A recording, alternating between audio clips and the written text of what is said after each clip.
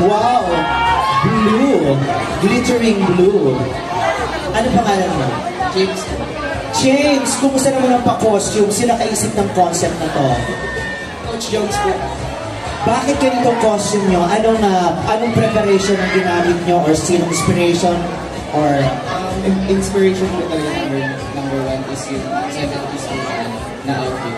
Tapos, sequence din po kasi gusto ko yung 70s. Okay ba lahat ng mga ginagawa nyo? I mean, di ba kayo nahirapan, conceptualize? Yung conceptualize naman po, hindi mo kumawala din yung struggles.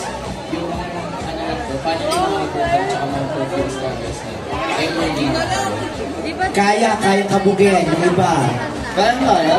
Yes! Alright! Thank you, James.